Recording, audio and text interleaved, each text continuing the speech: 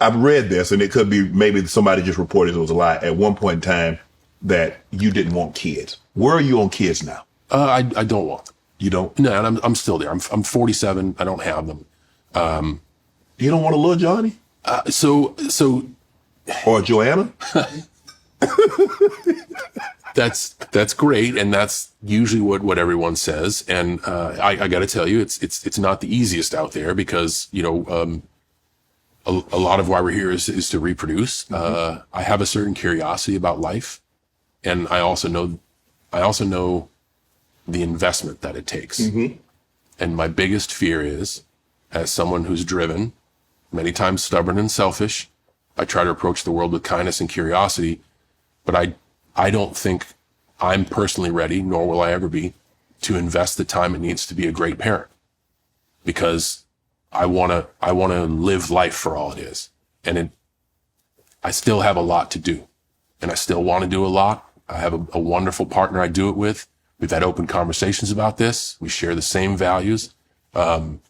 It's a tough subject to talk about because it immediately puts you in a category, and we can't help but judge. People are human nature. We're all judgmental.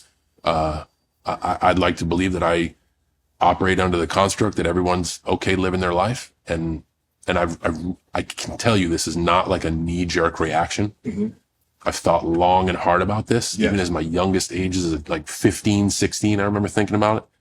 My opinions only hit that gray area during emotionally difficult times. Wow. And I'm very happy with where I stand. I have a lot of joy and fulfillment in my life. And that's pretty much where I stand on that. Was that a difficult conversation to have with your wife? No, it was actually, I learned from every scenario. Okay. And I've learned from my past.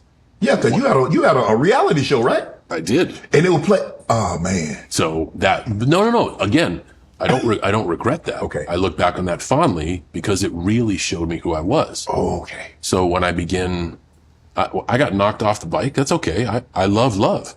Time to get back up and go find it again. Mm-hmm. And in that due process, I open with the uncomfortable conversations. So those were like first and second date questions with my now wife. Yeah. And it was great because we both got to lean into these uncomfortable moments and address this stuff. And now we've actually built a foundation where whenever one of us is feeling bothered, right, nothing's off the table. Right. So of course, nobody's perfect. We have our disagreements, but we handle them right then and there. And nothing is too uncomfortable to be unapproachable. And that's like starting off with a conversation about, hey, where do you see family life? And what is the definition of our family? And what brings you joy? And is this a bucket that you need to fill?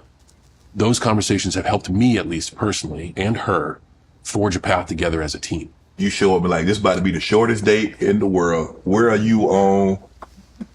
So, but I also believe there's somebody out there for everyone. Yes. I mean, we can see that the way the world is, there is a lot of different people out there. And I think that's beautiful because that can lead to love, connection, which is good. Okay. I guess my takeaway on this is if you're out there and you feel alone, you're not. It may be hard to find someone who has the same values, but they're out there. And don't give up searching because you're not as alone as you think you are. Fame. How have you been able to deal with fame? Because you're known, you're global, you're known the world over. And sometimes when you're out with your wife, you just want to have a nice, quiet evening. You don't get very many of those. And then, John, can I get a picture? John, can you sign an autograph? Hey, John, hey, this is my brother on FaceTime. Say hello to my brother. Can you wish my wife happy birthday? It's our anniversary. How do you deal with that? So that's been a journey. And, man, my wife is tremendous with that because she understands it. And again, I just talked about the kit. You buy a kit, you get a kit, not a real one. Find out what you want. If what I want is privacy, don't go out. Stay in. And if you want to go out, guess what? All this fun work that you get to do, a lot of that job is public service and public relations. And these people aren't coming up to me and like, yo, I want to fight you. No one's really coming up being like, I fucking hate. Right. Everybody was like, yo, I just want to say hi. Their candor sometimes might be a little, it's not what I would see is, right. But I don't blame them. Mm-hmm. So I try not to blame them. Now, I'm not perfect. Sometimes, especially when I'm going for a morning coffee, God, I need the coffee before I can be like, hey, what's up? But I also know that when I leave the house for coffee, I'm leaving the house. It's part of the work. And in wrestling, travel, geez, I wish every game was a home game. Yes. The travel in sports is tough. Yes. But it's part of the work. Mm-hmm. This is part of the work. And you know what I get to do for my job? Dress up. So like dress up and be imaginative. It's not that those moments aren't hard. And it's not that, and I think overall people are aware. I'm sorry to interrupt you. They know what's going on. Right. But damn it, they're shooting their shot. Life just gave them an opportunity. They're taking it. Probably never going to see John Cena again. I would like to hope that if there's ever been an interaction where somebody walks away gnarly from our interaction, they understand that maybe like wasn't a good time to take that opportunity. We're all human. But I also would like to think that I got more good interactions than bad ones because I really try to be conscious of, first of all, I would be nowhere without that person. Correct. And I'll go to places and people are like, yo, do you want me to stop people from coming over? I'm like, they're the reason I can sit here. So no, because man, let's get everybody. I'll say hi to 80 people and then we can all go about our meal and everything's fine. Right.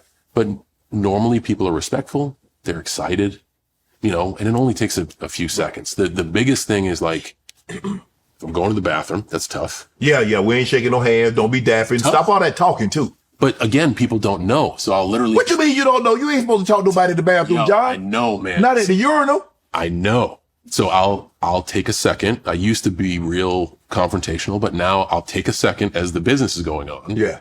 Be like, you do realize where we are. Yeah. Right? No, you're in a bathroom. There's other people. Yeah. We're all doing unspeakable things. Yeah. I'm good, but can we do that outside? Oh man, I'm sorry, I didn't know. Yeah. They figure reach over. Hey man. Oh no. How you gonna reach over? Come on, bro. Because sometimes you get lost in the moment, and a lot of times it's like, oh, he's finally private. Right. He's at a time where I can approach him when it's the worst time. Yeah. That, and if I gotta be somewhere, like a lot of times on set, they're calling me in to work. Mm-hmm. Those days are expensive. I'll shake as many hands as I can after they call cut. Right. Because people will come to these locations and it's great. But if I gotta go, I gotta go. Go. Because the days are expensive. And while they move the lights, then we can talk. Right. Or if I'm trying to make a flight, like that's also the worst. Mm-hmm. Like, oh my God, I gotta run for the gate. Hey man, I've made people like, yo, keep up. And you gotta take your picture while you're walking. It's only because I just don't have the time.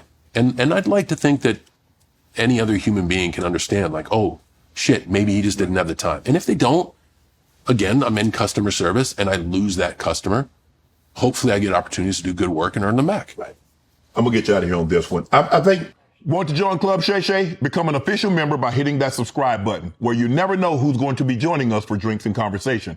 Don't be late to the party because we like to do something before two something.